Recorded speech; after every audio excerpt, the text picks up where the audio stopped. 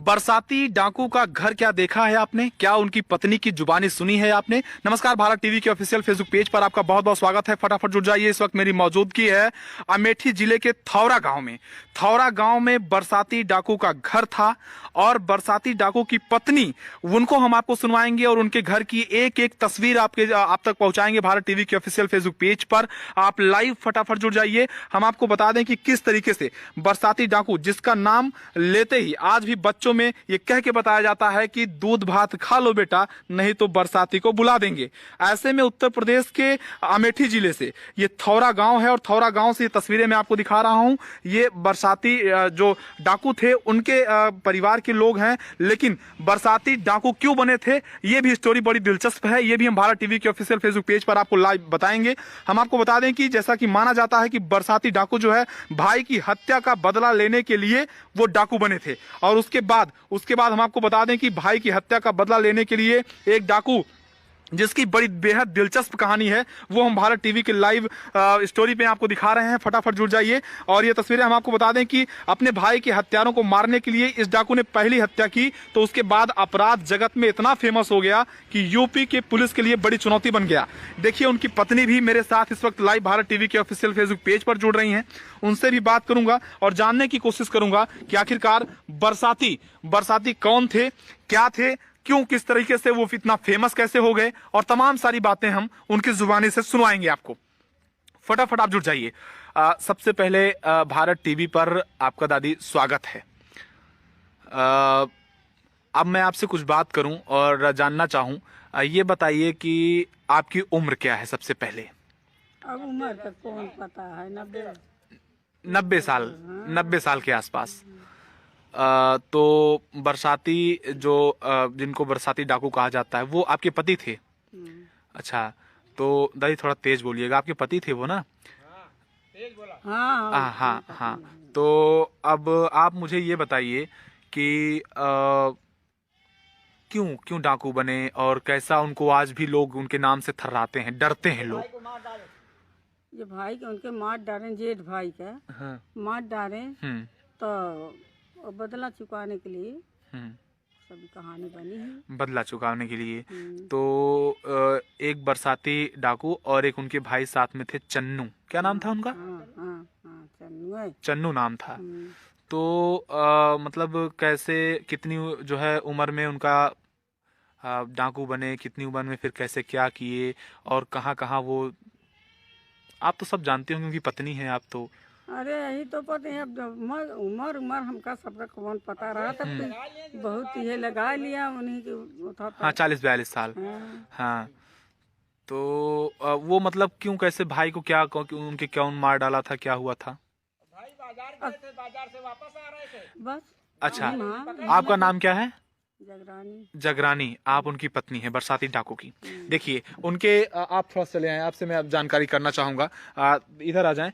तो ये देखिए, ये बताएंगे स्टोरी क्या है, कि इस तरीके से यहाँ पर हकीकत क्या थी, क्यों, किस तरीके से आप जो है बरसाती डाकू के क्या हैं? हम बरसाती डाकू के भतीजे हैं। आप बिल्कुल आंख में आंसू हैं आपके, मैं समझ सकता हूँ, आप जोश में भी हैं। क्यों डाकू बने, क्या हुआ, पूरी कहानी क्या थी? इसलिए कि उनके भाई को मार डाले। मार डालने के बाद उन्होंने कदम उठाया अपने भाई का बदला लेने के लिए। तो जब आप उनके भाई यानी जो उनके साथ में थे, चन्नू, आप उनके बेटे हैं? हम उनके लड़के हैं। उनके लड़के हैं। तो बरसाती डाकू के कितने बच्चे थे? 5 लड़कियां। 5 लड़कियां? 5 लड़कियां थी। बेटा नहीं था? नहीं, बेटा नहीं था। चन्नू के 4 लड़के। तो चन्नू के 4 लड़के जो उनके भाई थे। तो बरसाती डाकू का कोई बेटा नहीं है? नहीं, केवल बेटियां हैं। बेटियां। सबकी शादी हो गई है। तो आपको बता दें कि 70 के दशक का वो कुख्यात डाकू, जिसकी कहानी सबसे दिलचस्प है, क्राइम की दुनिया का किंग कहा जाता था, एक समय उत्तर प्रदेश के पुलिस के लिए सबसे बड़ी चुनौती, और सबसे बड़ा आतंक का पर्याय बन चुका था। ऐसे में तस्वीरें मैं आपको भारत टीवी के जरिए लाइव दिखा रहा हूं, किस तरीके से आप देख सकते हैं कि ये उसके परिवार के लोग हैं और वो उनसे मैं बात कर रहा हूं। ये मैं बता दूं आपको कि बरसाती डाकू जो है अमेठी जिले के थोरा गांव का रहने वाला था।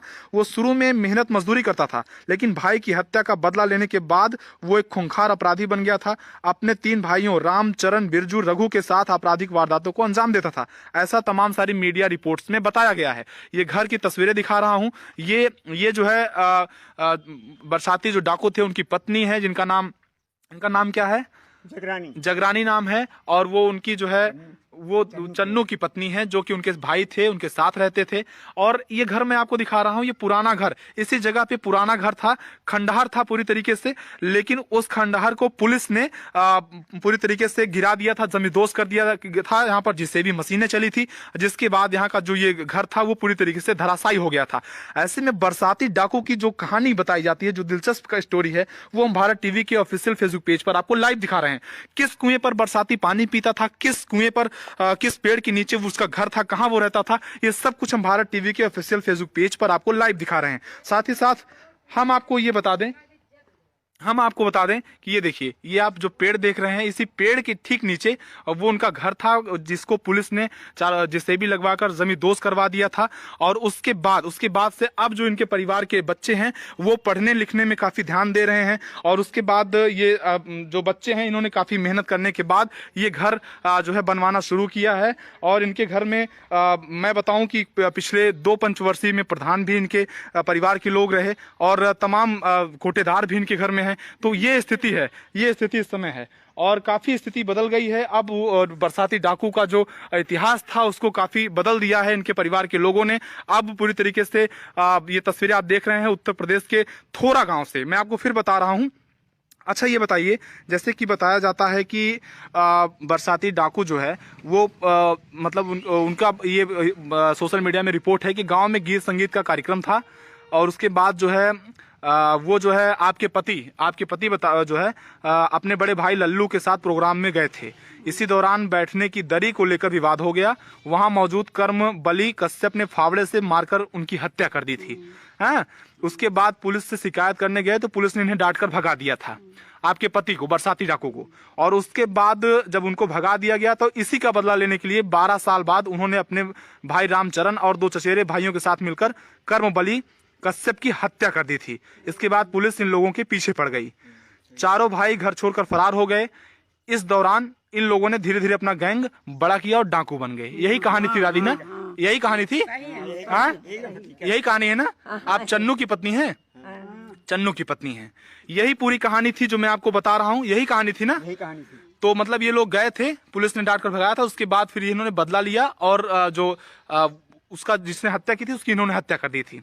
तो ये स्टोरी आप समझ सकते हैं। 15 सालों तक जिले की पुलिस, तमाम सारी स्पेशल टीमें बरसाती को नहीं पकड़ सकी थी। हम आपको बता दें, इनका गैंग करीब 15 साल तक पुलिस के लिए बड़ी चुनौती बना रहा।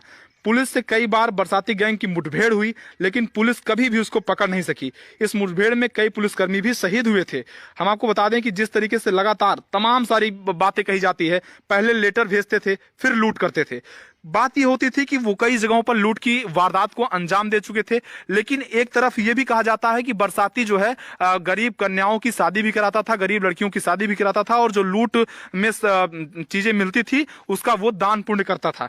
ये तस्वीरें भी मैं आपको बता रहा हूं भारत टीवी के ऑफिशियल फेसबुक पेज पर। यही वो घर है, यही वो जगह है, थौरा गांव, जो कि अमेठी जिले के अमेठी ये भेटुआ ब्लॉक पड़ती है और भेटुआ ब्लॉक में उनका घर ये पड़ता है, जो तस्वीरें मैं आपको दिखा रहा हूं। और बरसाती का जब एनकाउंटर किया गया था तो वो बड़ी साजिशन किया गया था। वो उनके पति जो ये जगरानी है, इनके पति जो है, एक दोस्त ने उन्हें मिलने के लिए सुल्तानपुर जिले के कादीपुर में बुलाया था।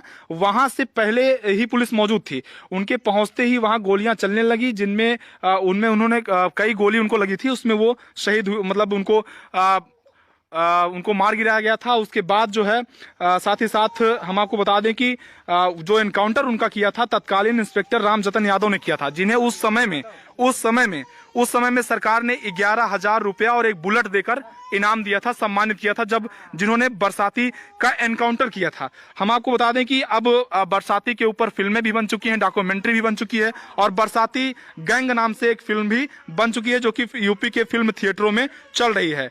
फिल्म के डायरेक्टर जो है शिव कुमार विश्वकर्मा हैं और वो उनके कैरेक्टर पर फोकस करते हुए उन्होंने बनाया है पिक्चर को। हम आपको तस्वीरें दिखा रहे हैं उत्तर प्रदेश के प्रतापगढ़ से, साथ ही साथ हम आपको कुछ चीजें और आइए दिखाते हैं यहाँ की ऐसी चीजें जो कि बरसाती के परिवार की थी और वो मैं आपको दिखाने की कोशिश करता हूँ। जो सबसे दिलचस्प बात यह है कि वो जो है उसका खौफ जो था वो 70 के दशक में पुलिस के लिए सबसे बड़ी चुनौती था। उसके साथ कई मुठभेड़ें भी हुई थी, कई पुलिसकर्मी शहीद भी हुए थे, यहाँ तक कि सीपी शुक्ला वो जो है उनका जो प्रतिमा है वो लगाया गया है, वो शहीद हुए थे मुठभेड़ में और वो अंतु के पास उनकी एक प्रतिमा भी लगाई गई है। ऐसे में बड़ी रोचक और दिलचस्प कहानी है बरसाती की और मैं आपको ये घर दिखा रहा हूँ। देखिए, ये फटाफट भारत टीवी के ऑफिशियल फेसबुक पेज पर आप लाइव जुड़ जाइए। किस तरीके से मैं आपको दिखा रहा हूँ कि जब मुठभेड़ हुई थी उसके बाद क्या हुआ था, तमाम वो चीजें, वो कुआं मैं आपको दिखाने चल रहा हूँ भारत टीवी के ऑफिशियल फेसबुक पेज पर लाइव, जहां पर बरसाती खुद रहता था, उसके परिवार के लोग वहां पर रहते थे और उसी कुएं में वो पानी पीता था। बरसाती डाकू का नाम सुनते ही आज भी यहाँ के आसपास के लोग चौंक जाते हैं कि जब मीडिया वाले पूछते हैं कि बरसाती डाकू के घर जाना है, पता करना है, यही वो कुआं है जो हम आपको भारत टीवी के ऑफिशियल फेसबुक पेज पर लाइव दिखा रहे हैं। यही वो कुआं है जहां पर ये तस्वीरें आप देख रहे हैं, जहां पर वो पानी पीता था। हम आपको बता रहे हैं कि जिस तरीके से प्रतापगढ़ के अंतु थाने के पास ही उसने डकैती डालकर पुलिस को चुनौती दी थी सबसे पहले, उस समय एसओ रहे सीपी शुक्ला ने बरसाती को मारने की कसम खाई थी। इसके बाद से दोनों में एक दूसरे की दुश्मन बन गए थे। इंस्पेक्टर ने जब डाकू को घेरा तो दोनों पक्षों से कई घंटों तक गोलियां चली थी। इस मुठभेड़ में इंस्पेक्टर की गोली लगी और वो शहीद हो गए।